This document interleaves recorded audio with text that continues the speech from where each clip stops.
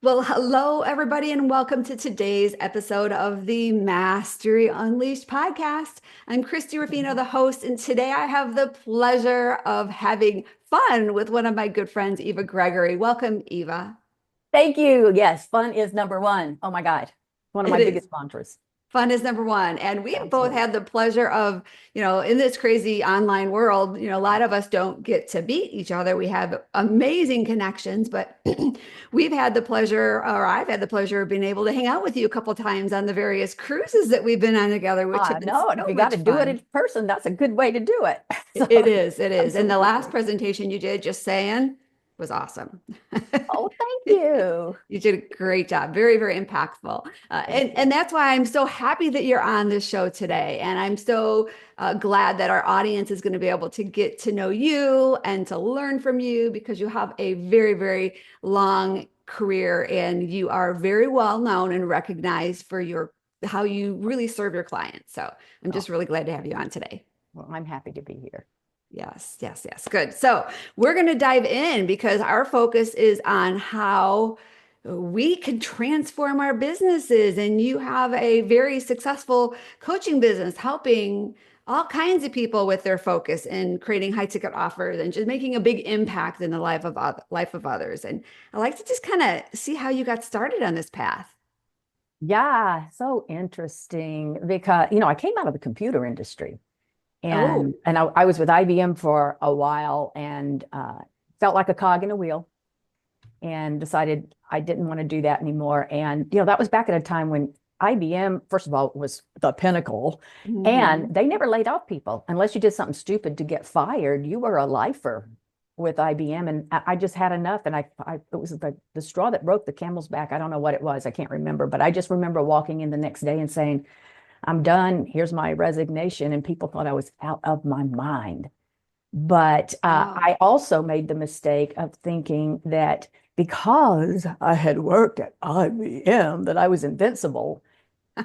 IBM does not teach you how to be an entrepreneur, people. Okay. I'm just saying.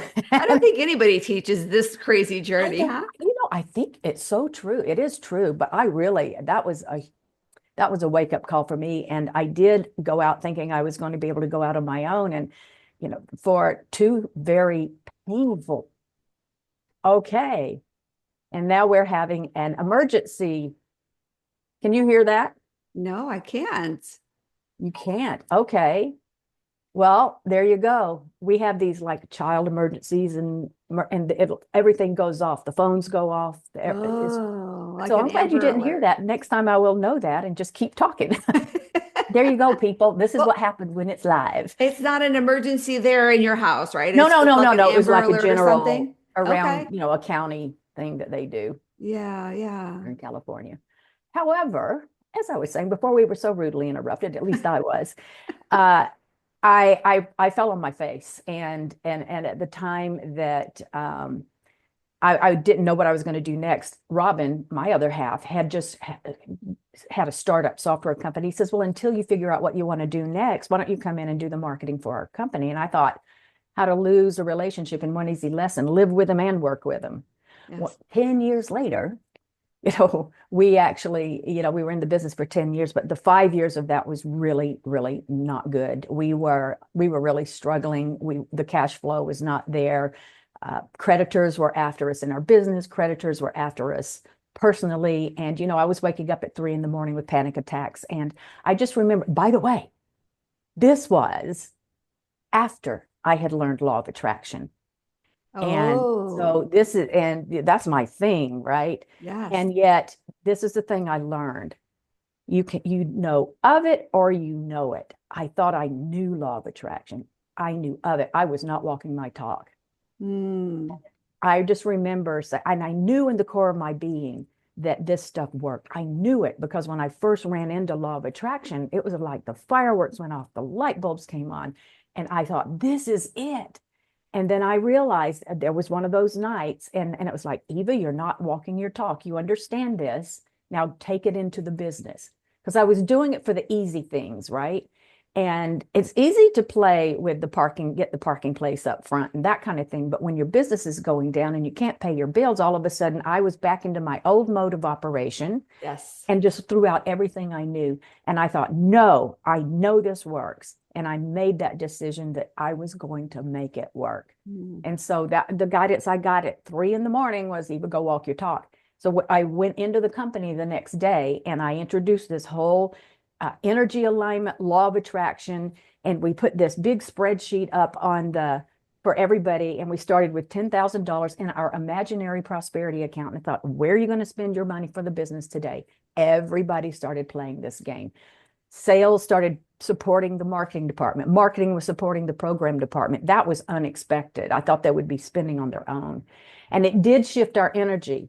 Now, we still had to keep focused on the business, but within 9 months of playing this game, after 5 years of really spiraling, someone came knocking on our door saying, we heard about your software. We want to buy you out lock, stock, and barrel. And that was when it was like the day that company changed hands. Robin and I were in the Grenadine Islands on a 42-foot catamaran, island hopping with friends. And I'm telling you, that is the power of inner guidance, trusting your guidance, and Yes. energy alignment and law of attraction. And that was when I knew I had to, this is what I had to teach.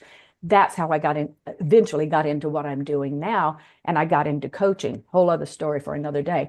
But I got into coaching and it was all about law of attraction, helping people to understand energy alignment will level the playing field. I don't care who you've been, how long you've struggled, what your background is, what your religion is, where you've been, where you've lived.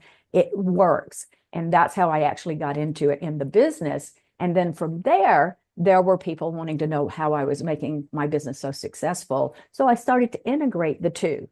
And so now it's energy alignment, law of attraction, and business. So I blend the practical. I call it where spirituality and practicality merge.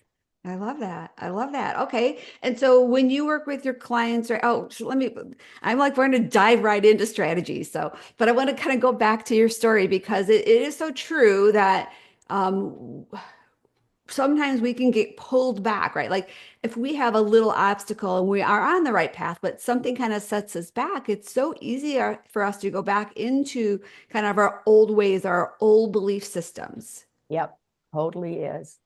Totally is. And so that is when, to me, it's like that's when the rubber meets the road. That's when you really know, where do you stand in this? And what I really encourage people to do is to start with the simple things when you're like trusting, how do I feel my inner guide? What am I being guided to?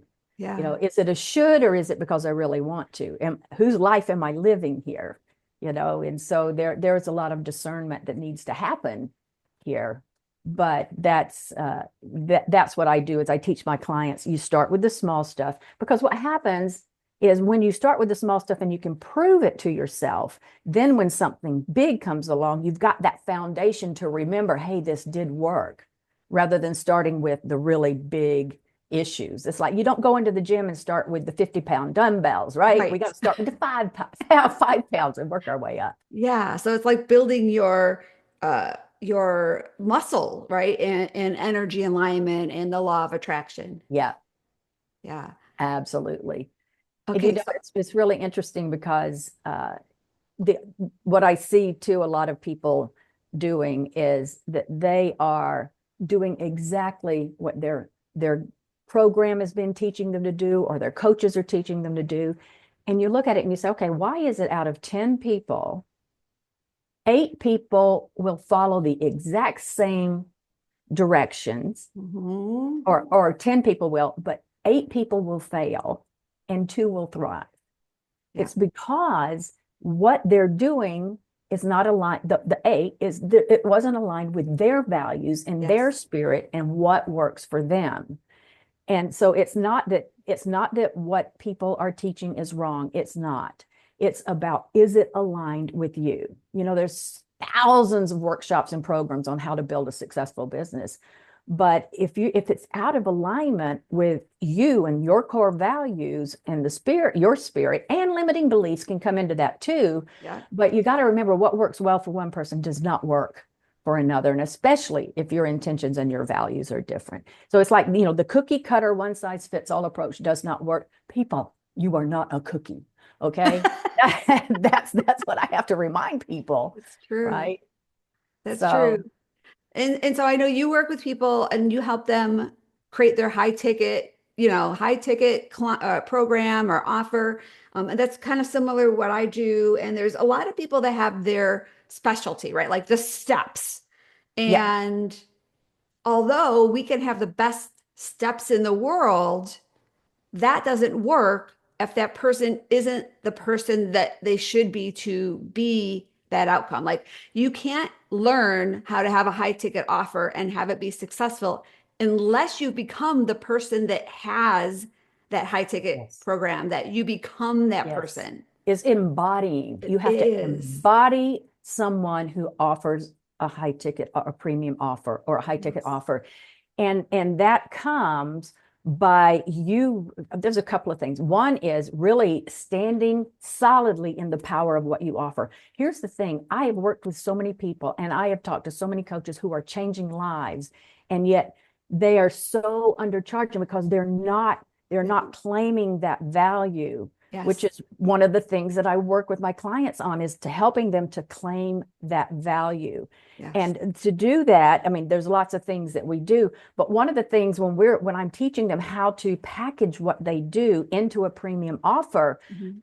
I am always looking at how can what you are offering be 5 to 10 times more than the value that you place on it as far as the investment for working with them, right? Yep. And when they can look at it and say, wow, this is that much more than what I am charging, it's very easy then for them to get that value, right? So it's about putting those pieces in there that clients are hungry for. And Mhm. there are ways of doing that without it taking all of your time. The, Great. the, the big mistake that people make, I need to give them more of my time. Yes. And that's, yes, I It's agree. not true. It's not true. They It, want the outcome, right? And if you can get it to them without you working a million hours, that's what they want. They want their yeah, results. they want the result. And I'm just telling, I tell them, like, you could tell them to stand on their head and sing Mary Had a Little Lamb. And if that got them the results, they would be happy. Yes. So we've just got to be careful about also talking about my methodology is what's important. It's what are the results, outcome, and Yes. transformation that your clients get. It's not the time they're on the phone with you or on a Zoom call with you. It is about the results you get them, Yes. right? And so when it's packaged that way, and then the steps are there that supports people in doing that, then it becomes easy for them to stand in their value. And when they can see their value, others will see it too. But Yeah. it has to start with them. You're so true. And one of the things that I realized the hard way is that it's easier to sell a high ticket program than it is a premium offer, right? Because well, I mean, you can sell low offers, but people aren't going to either consume them or they're not going to get the results. Or people that buy them and the clients you're working with that at that low ticket tend to be your PITA clients, right? The ones that are doing everything, they're confused, they're not going to listen, they're not Yeah, coachable. Where if somebody's going to invest more, they're the ones that are going to take action, right? They're the ones you want to work with. They're the absolutely. ones that are going to get the results. And so Absolutely. not only do you have a better experience with your client, they have a better outcome. And I believe, you could have told me this 5 years ago and I would not believed it, but through experience, I know it's so much easier to sell a high ticket offer or So premium offer. look, if you're going to position yourself to attract certain clients, why not start? That's why I teach the descending Yes. model, right? Yay. Start at the top. Position yourself to be that known person that does these things, and then if other people aren't ready to work with you, then you can have the others. But you don't start at the bottom with the $7 and then the $97 and then the Yeah, $497 it's and then the hard. It's so much harder, hard, and it's and the fastest especially path for to bankruptcy, right? It's exactly what I was going stress to say. and By the frustration. time they've gotten to the high end, you're out of business. So, Yeah, yeah. I so like, and if you're just listening, Eva did the triangle. oh, And that's if right. you have your premium offer at the top and you connect with somebody, it's so much easier for them to like trickle down to the next offer if that one's not the right one for them. But if you're Exactly. starting with the ascension model, you've got to push them up, like push them Yeah. up to your next price offer, push them up to the next. It's so much harder. Yeah. And you know, the other thing about that is that when you, oh gosh, it just went out of my head. Oh, you just triggered something. Come back, Ah! pushing, Oh, let I them. know what it was. I know what it was. It's when you position yourself at the top with Yes. the premium offer and the messaging. When you are, those clients are attracted to your message, guess who else is also attracted? Those that are coming up in the ranks because Yes. they are aspiring to that. But when you position it for someone like, that's at the beginning, then all of those higher level clients are saying, oh, I'm already beyond that. And then they click off. But Right. when you're putting your message up here, even those who aren't there yet are attracted. The That was my point. aspirational client. Yes. It's just Absolutely. it has been a immense a game changer for me. And that's why I'm so passionate about that and helping people with that. And I love Yes. what you do because we're kind of do the same thing, but it's just been it, it, it, it it's I wish everybody would teach this because I see a lot of coaches out there teaching the ascension model and it's so difficult. It's Yeah. easy to sell Yes. for But you need them, like getting volumes. people to You buy a need volume. $97. Yeah, but that just leaves those clients spinning in circles, right? They're trying to figure it out and it's just so hard. Yeah. Yeah. Yeah. I'm with you, sister. Yay. Okay, so let's get practical because we can say, yes, I'm going to become the person that can have a premium offer. We can say it, but Yep. it's different to actually do it. And I love how you guys played a prosperity game. That's like one way to kind of get people to like expand their potential. But what could be some really practical tips that you can share with our audience that could help them actually become that person? So one of the things that I do is I have my clients look at take your past clients, whether it's people that have paid you or not, but you've actually worked with them. And the first question you want to look at is what is the first of all, what compelled them to come work with you? And that's good. All right. Yeah. Why you? Why you? The second question is what were the results, outcome, and transformation that they got while they were working with you, Mhm. during the time they're working with you? Okay. That's one level of value. Now, what is the skills, the talents, the attributes that they're taking away based on what they learned from you that now they are applying for life? Okay.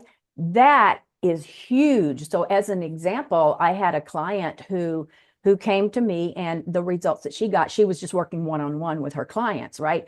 And so we created her group premium offer so that she was able to, first of all, start at the top with higher end clients, but then she also was able to have her very few 2 or 3 VIP clients, which were just one-on-one, which meant that really leveled her up Yes. as far as the investment.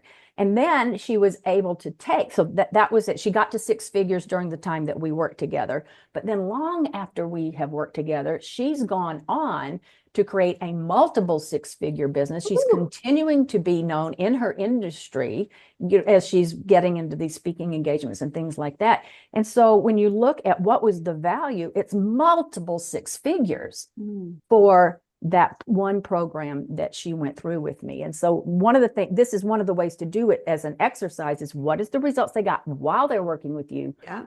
What were the skills they took away that transformed them forever? Mm. So that's another way to kind of get your mind around the value that you offer. Yeah. Um, yeah. The other thing that I also help people do is to understand that when you can get it on the value that you offer versus the time you're spending with them, Okay. then it's huge. Because if that's like you buy a book. Well, why would a book be $20 when the paper that it's and the binder around it is not that much?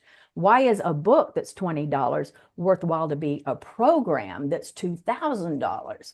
A book is one thing, very valuable. We all love our books and great credibility, and a lot of learning from books, and a great way when people aren't ready to work with you at the premium to have something like that for them. Yep. Yep. However, when you take that and then you can transfer it into a 20,000 or a 2,000 or whatever you can name it, depending on the program you create, because of the value, the implementation. It's the actual implementation and integration of that learning that helps them create the transformation that you're teaching them to create or to have, right?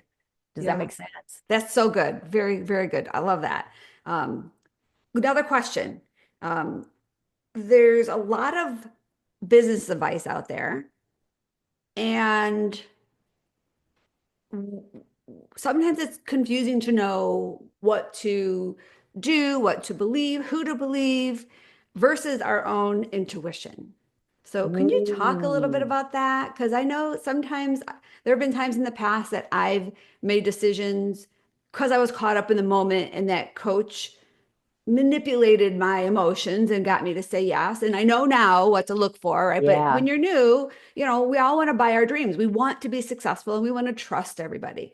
And so there's a lot of people that we shouldn't trust, but then there's a lot of people that we should.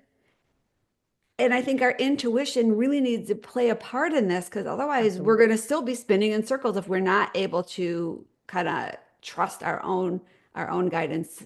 Absolutely. And it's for me, it's a gremlin on one shoulder and your guidance on the other, right? So the gremlin's the devil, the guidance is the angel. Your gremlin is really loud. It's really obnoxious. But the thing about the gremlin is it's contracting. It feels like I should, or I'm supposed to, or they said I have to do 40 cold calls a day, so that's what I'm going to do. And that doesn't feel good to you. Right. And so it's all coming into your emotions, like your thoughts are the engine, your emotions are the fuel that lets you know if you're in alignment with what the decisions you're making. And so feel, get out of your head, get into your heart, get into your emotional guidance system. Your emotions will let you know, is this aligned with me or is it not?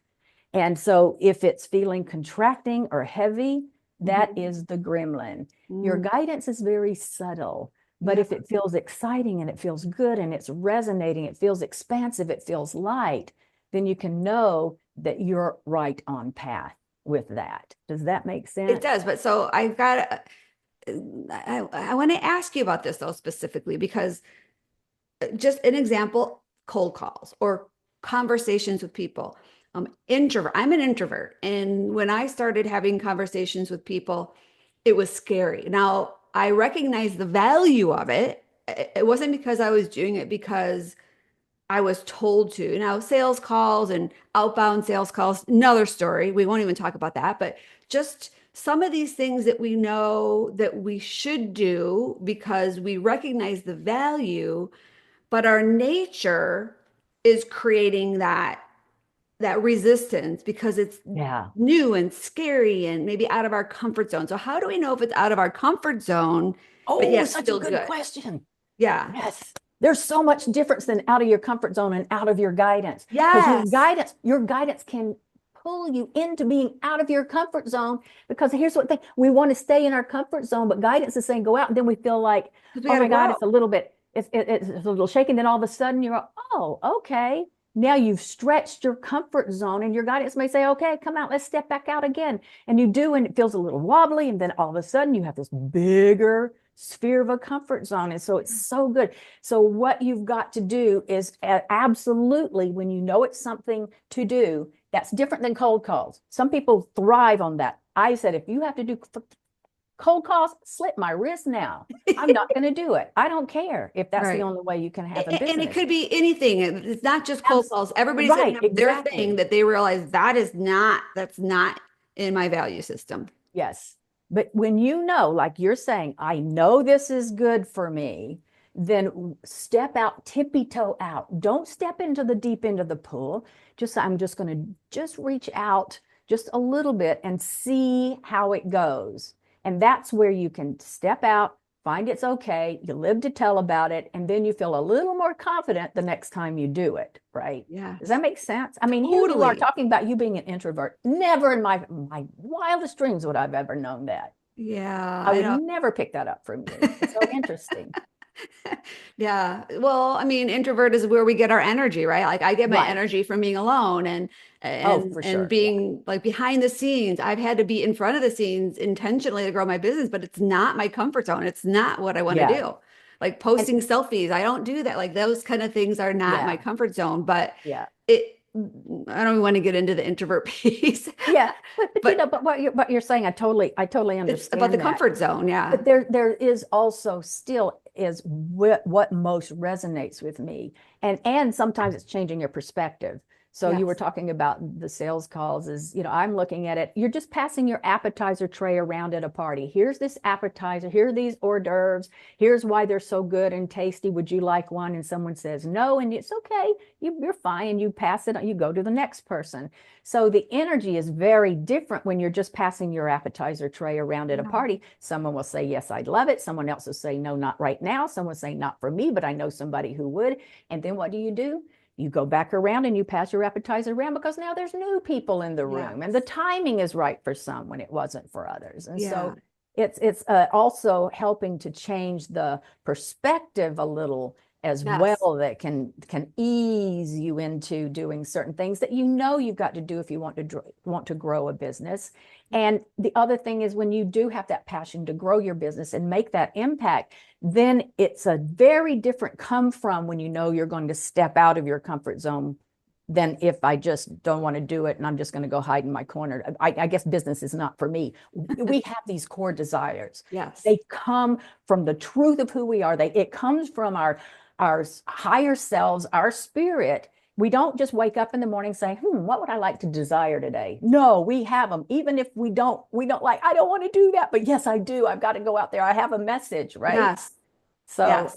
it's also that drives us as Yes. well. And that's guidance. Yes. Yes. So I totally see like the people that I come cross paths with on this entrepreneurial journey, whether it's somebody I'm working with or just fellow entrepreneurs, we're all doing this because we believe this is what we're meant to do. Like we're not doing this because we decided that, hey, yeah, I'm going to leave my 40-hour a week job to work 60 hours a week as an entrepreneur to have my freedom, right? Like it's just all purpose driven. And Totally. we all have to learn how to step out of our comfort zone so we continue to Yes. grow, right? And be able to kind of just tackle our mission. And so Yes. for me, I did not like sales calls. Well, I knew that they're critical, right? Like at first, I told one of my initial coaches, "Well, I'm just going to hire somebody to do all my sales calls." And they're like, "Well, how is that going to work? You're going to Yeah. have somebody do your sales calls that person's going to want to work with your sales expert, not you. Like that, it's a part of you getting to know that person." And so Yeah. I've come to love sales conversations because I've reframed that it's not Yeah. about me selling them. It's about screening and qualifying. It's like, I want to make sure they're a good fit. I want them to make sure I'm a good fit for them. And Yes. now that I've embraced it, the people that come to my strategy sessions, which are sales calls, Of called course. strategy Yeah. sessions, they leave with so much value, like their clarity. And even if they don't work with me, they feel like it was an amazing use of their time and myself as well, because it's allowed me to decide, hey, is this the person I really want to work with? As So opposed to good. somebody signing up and me being like, oh my gosh, this person is like not a good fit. And So so good. So good. it's Absolutely. it's it's awesome. So getting out of our comfort zone and doing it allows us to kind of make our best practice in that area. Absolutely. And even then, you make it your own. You Yes. do it in a way that's aligned with your You. values. It's Yeah. not about cramming things down their throat, but seeing if or how I can help you, right? Yes. Absolutely. Yes. Absolutely. And So if it's a fit. we have an awesome, I really would love to continue on Good. This Oh, is great. I love this conversation, but we're going to have you back again, Eva. But I I'd love want it. to make sure that our audience has a chance to get this amazing resource that I think it's actually a new resource because I haven't seen this yet. No, Um, it is new. It is yeah, new just for I you. I know, I love it. So the inner guidance decision making matrix. So you Yes. want to talk a little bit about what that is? Because I'm going to be the first one to get it, just saying. Oh, great. Awesome. So this is what we were just talking about, how we've got to take the practical along with this whole intuitive, right? And so the inner guidance decision making matrix actually has like four quadrants to it, right? There's four quadrants to the matrix where you learn how to really make the decision. You stop spinning in the what ifs and you get clear on what your next step is. And so it's going to walk you through each of these steps, okay? The next is going to be, how do you spot when doubt's holding you back, and so you can trust that inner wisdom, and what are the process for doing that? Lots of different questions it asks and takes you through this format. And then it's about how do we blend the practical and the intuition, and then it just walks you through the system of how to do that. So you can assess your opportunities so you know that it's right for you.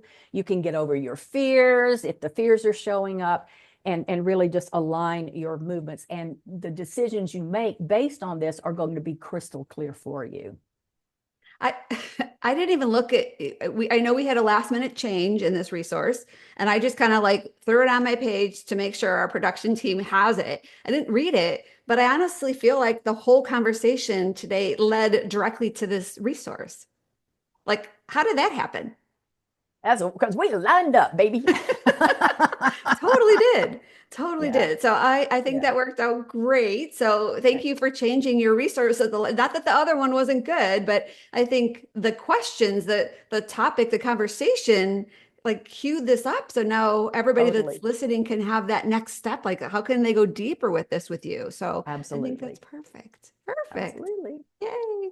So thank you so much, Eva. This was amazing. I look forward to having you on again and then seeing I you on the love next that. cruise in just a few months. It's Yep. coming right around the corner. Yeah, absolutely. Looking forward to that too. Yeah, super fun. So, and thank you all for being with us today on another episode of the Mastery Unleashed podcast. If you are a longtime listener, thank you for being with us again. Please head over to Apple Podcasts. They used to call it iTunes, but Apple Podcasts now, and leave us a review. We are really focused on getting more reviews. We took a little few month hiatus. Let's see, what is it? Last year to kind of regroup and do a couple different things. And we would love to start boosting up our reviews again because what that does is it allows us to attract and get more amazing guests like Eva on our show. And if you're new, don't worry about it. Just come again next week. Continue to be here while we continue to bring amazing guests. And make sure you head over to the gift vault because the links for Eva's gift and every other thing as far as connecting with her will all be in the show notes, but you'll be able to get Eva's inner guidance decision making matrix, as well as a bunch of other amazing guests from our past, amazing gifts from our past guests in the gift vault. So thanks everybody. And most importantly, thanks Eva. Thank you.